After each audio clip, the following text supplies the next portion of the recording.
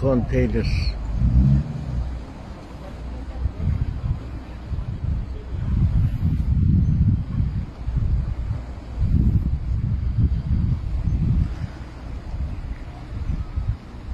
Lodos'un etkisiyle buraya gelmiş bir konteyner 2 metre boyunda.